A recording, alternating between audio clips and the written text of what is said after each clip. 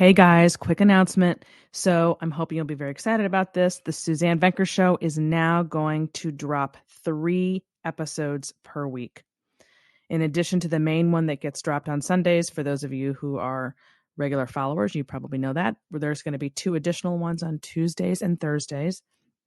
Shorter versions, real quick ones. But there's just too much that I want to cover that I can't cover once a week. And I also want to do have fewer guests on as well. I'm still going to have guests on periodically, but you'll be hearing mostly from me going forward. So I recommend subscribing to the show so you get notifications with the topic of the day each time a new episode has dropped. And also, please consider becoming a Patreon supporter so you get free books and an early release of each episode. Plus, those who sign up at the $10 level get a 100% free digital copy of my brand new book, How to Get Hitched and Stay Hitched. You can do all of this at SuzanneVenker.com/podcast. And now on with the show.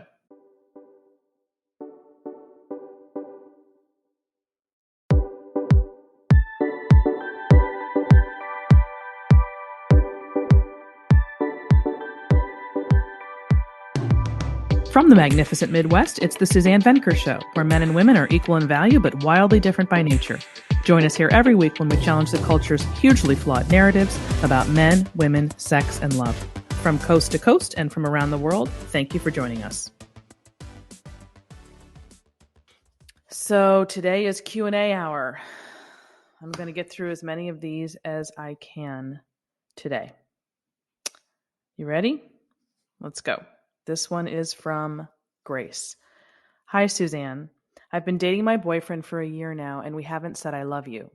He has made it clear that he wants to say it first and control that due to issues in the past, but I thought he'd have said it by now.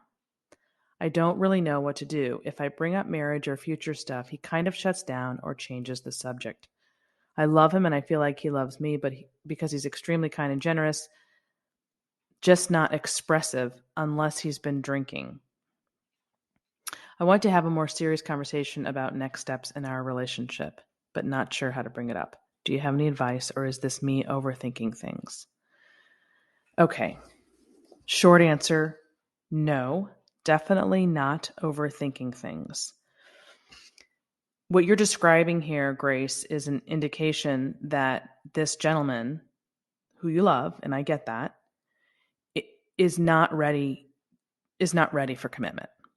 And the reason why I say that is because if you're dealing with, first of all, you mentioned drinking in there, so that's kind of a tip off, but also the fact that he has admitted that he has these issues from the past and he wants to control how things are said in the relationship and all of that is a signal that he is not in a mental space that is ready for what it sounds like you are likely ready for. And this is super, super common because, of course, everybody comes with baggage. And so people tend to not see the weight of that baggage when they're dating. But the reality is, in the ideal world, everybody, before they hitch their train to someone else's, is mentally ready for that step. I mean, honestly, you really shouldn't even be dating if you're not. Because invariably, this is what you get yourself into, is these predicaments. I mean, both women and men, this is not a sex-specific thing, should not bring someone else into their life until they're ready to consider it in a serious way. You know, this whole dating just to date thing is for the birds, especially when you're older. I mean, when you're a teenager, that's one thing, but there's no point in dating if you're not looking toward the future. You're just wasting time. So you want to bring your best self to the table and be open to that, to it ending well and being a match. And in order to do that, you need to be ready emotionally for that.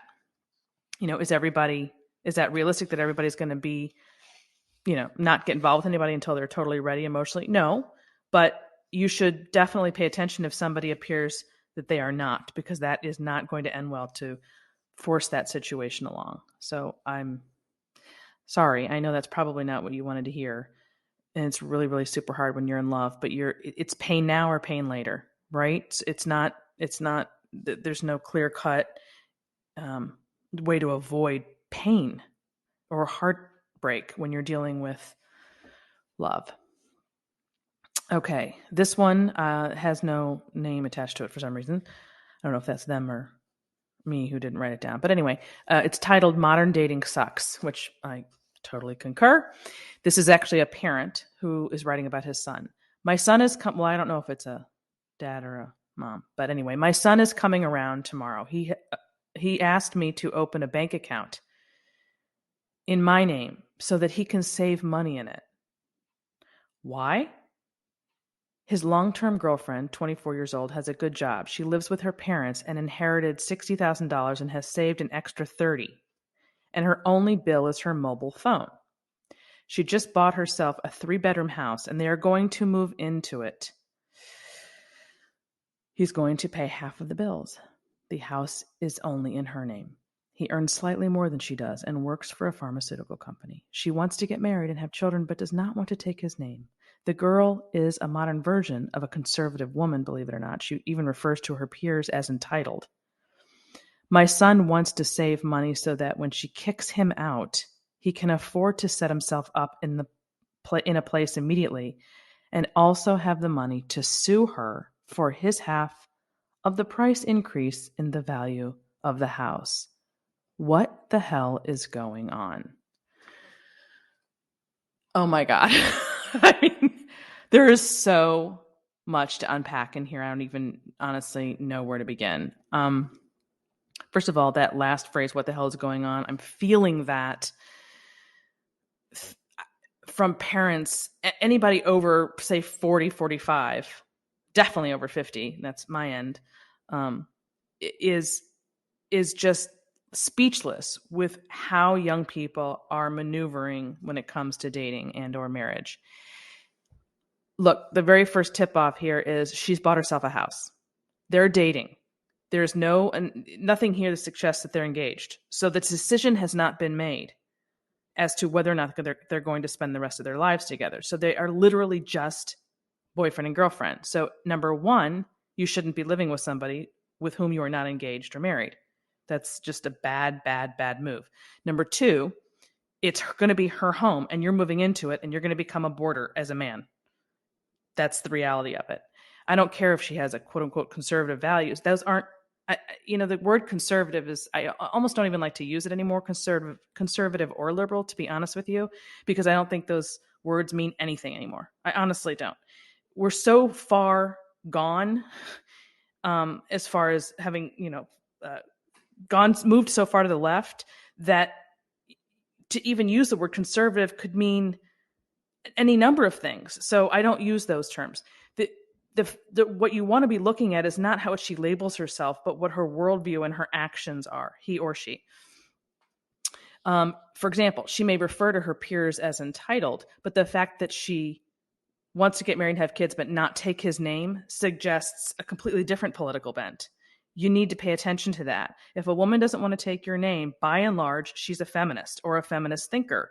And that means her approach to marriage is going to be different from yours, assuming you're not aligned with that. And I'm assuming the son is not. The fact that you have to already be thinking about saving money so that when she kicks you out, you can afford something so you can sue her. I mean, this should be like a flashing signal to this young man. Don't do it. Don't do it. Don't do it. I mean, everything about this is wrong. Everything. And so if you're the parent who wrote in and you're listening to this now, you need to tell your son this. He may not listen, but you're going to kick yourself if you don't at least tell him what you're seeing. I believe that it is a parent's responsibility to pass on what they see when they see it. And whether or not the grown child wants to, listen is up to them. But to me, there are so many parents. I mean, I think it's an epidemic of just being hands off. Well, that's their life. I can't get involved. What the hell? What the hell? Of course, who can get involved if not you? It's not about telling them what to do, what they can or can't do. Obviously, they're grown, but you are responsible for letting them see things that they can't see. for themselves. So good luck with that. I don't know what else to say. Okay, this one is from Katie. This is a long email, so I don't want to read the whole thing, but suffice it to say, hi, Suzanne. I'm a big fan. Faith and family are really important to me. She grew up in a stable, healthy home. She always wanted this for herself. She moved around a bit. She's now 25, and she's newly married to a great guy. And within a month of my moving, she moved to this other state. I now met my husband. He's everything I prayed for and more. And then she describes everything about him. And okay, so that's all good. So she writes, now that you have an idea of my background, here's the situation I'm in. I am so grateful that I married at 27. Grateful I found a wonderful man and a man who provides. But I am struggling with where we live. So they're actually on, of all places, Martha's Vineyard, which, if any of you haven't been there, is a beautiful island. But it has, as she writes here, no commercial. So everything is more costly: groceries, houses, gas, etc. It costs $80 just to get off the island. It's a beautiful place, but it's also quote unquote liberal. The church community is lacking, not too many young people. If there are young families, they have liberal beliefs. You get the picture. We've been here for a year. I miss my parents, the sunshine, the like-mindedness, community in our church. This is where she was living and where her parents are. We want to start having children, but I'm nervous that I would be isolated. I'm already pretty depressed with no community. I do try and volunteer at my church. I work part-time. I'm trying to put myself out there. And she acknowledges that because of what he does, which is seasonal and is a really great job, it's a really good place for him work-wise, but also the place where they want to go could also be good. So she just wants to find something in that other area for the future. I want to be supportive and positive, but I'm struggling and unsure how to approach this moving forward. Am I in the wrong? Help.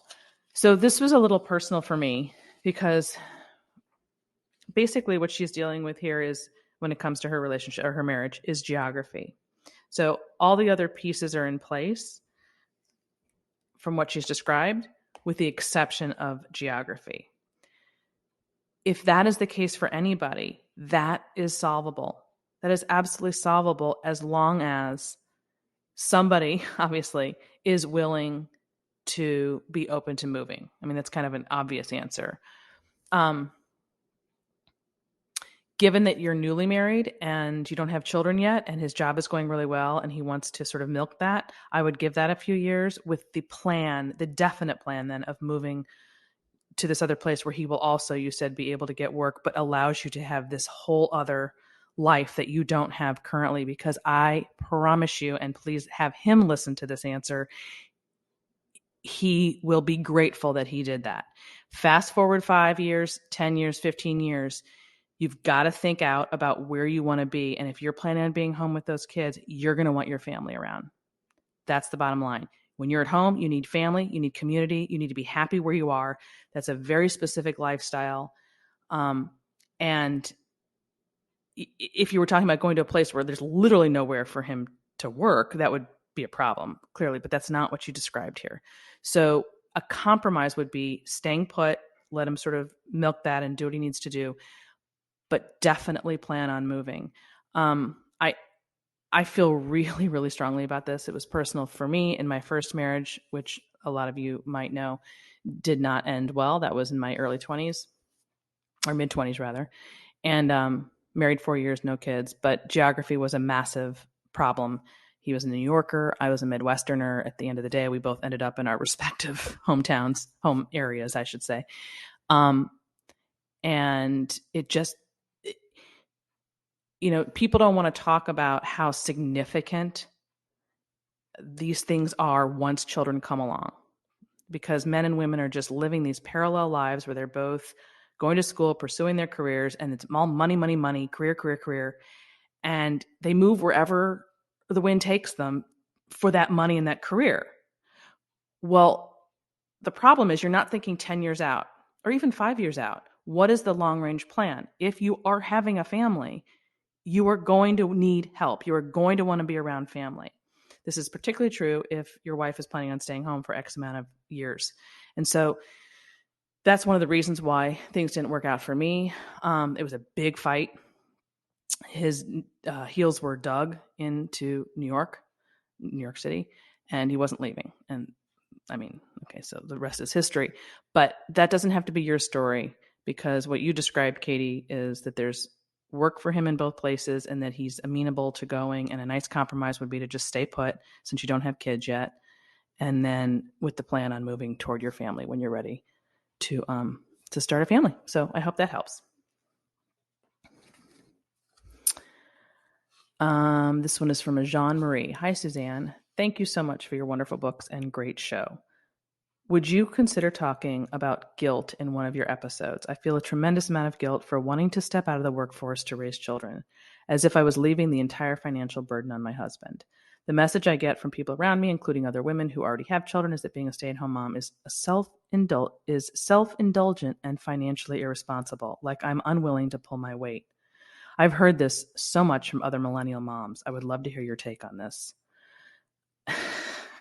My take on this. Yeah. I'm going to be really kind here, what I want to say about millennial moms who would say that to you. They've been sold a script. They have drunk the Kool-Aid. Millennial women, as a rule, clearly this is not all millennial women, but as a trend, we're talking trends here, there is a completely screwed up view among this generation of what's involved in raising babies and children to become healthy, productive adults. Because it's such a money-focused group, and keep in mind, it's not really them. It's the couple, it's the parents and the culture. It's the previous generation that sold this idea of money being the number one focus in life and career. And so that shift in priorities has caused them to create lives that are just myopic about money and economics, so that they've had no tutelage on what's involved in raising children and what that work entails, how satisfying it is, how utterly significant it is, what it brings to the culture in terms of social capital, family, and like the cohesiveness of that, because they can't put their fingers on it because you don't get paid for it. There's just no understanding. And then that's where that judgment comes in about the idea of you're doing it being not pulling your weight. Oh my God, the utter cluelessness. It's maddening. It's just maddening. Pulling your weight. If pulling your weight is only thought of in terms of finances, sure. If understanding marriage and raising a family as being a team effort where somebody needs to bring home money, yes, and somebody needs to actually do that work of raising the babies, and you understand that that's a team effort for one goal, and you respect and value the side of the equation that doesn't bring home a paycheck, then you would not think this way. And it would have been, prior to millennials, nobody thought this way. It just wasn't said. This is all very, very new. So that goes back to, why I do what I do in terms of teaching that in order to be successful in life, you've got to be countercultural. And it's really, really super hard because you feel alone. Like you're the only person who's normal, who thinks about everything 360, or who values relationships and family and children. Let's just talk about the needs of children there. And all these people around you aren't getting it. And you're like, wait, is there something wrong with me? And the answer is no, there isn't anything wrong with you. You're normal. That is good. They're crazy. They're nuts. They just have been so brainwashed, and they are learning the hard way, and they will learn the hard way eventually, but you don't have to. So you have to have the courage of your convictions and the ability to stand on your own and say, no, I'm not going there. I'm not falling down that rabbit hole, and I'm not going to be brainwashed because this is wrong. So, yeah. Yeah. This next one's from Sarah. The subject line says what it means to be sexy in the modern era. Yeah, this is, she basically, she said, dear Suzanne, I wanted to get your take on the recent changes to the Victoria's Secret brand and their products and what that means for how women are viewed by pop culture. This feels like a big step in the direction of shunning feminine women. So I don't know if you guys know that Victoria's Secret has shifted its previous, I don't know what you call this. This isn't really my area. I don't know how I have the terminology for it, but marketing approach, I guess, of showing beautiful feminine women who are of normal weight. I don't think they ever went into territory of being like overly skinny, but again, I could be clueless on that front. But anyway, they wanted to be, of course, in the attempt of being inclusive and changing that whole approach, they are now advertising overweight women. And I talk with a friend of mine about this regularly. I mean, I have to say, I see these images, and at first it was like this move from, the perfect body to showing regular women's bodies, which I'm all for. I think that's great. People who are of normal weight or maybe technically have a little bit of weight on them, but are still absolutely beautiful. I'm all for not showing perfection, believe me. But it's not just that. They went to this other place where they're showing obese women. And first of all, it's not attractive. It just isn't. I'm sorry. Number one. And number two, it's not something to show as healthy because it's not healthy. And I think that's the trend that this gal is talking about. Yeah, it is a move away from femininity and trying to connect thinness with being feminine and beautiful. And like I said, I'm all for not showing perfection, but there's a big middle ground they could have done and just rested there rather than going to this other place where they're showing obesity as healthy and normal and good and attractive. It is none of those things.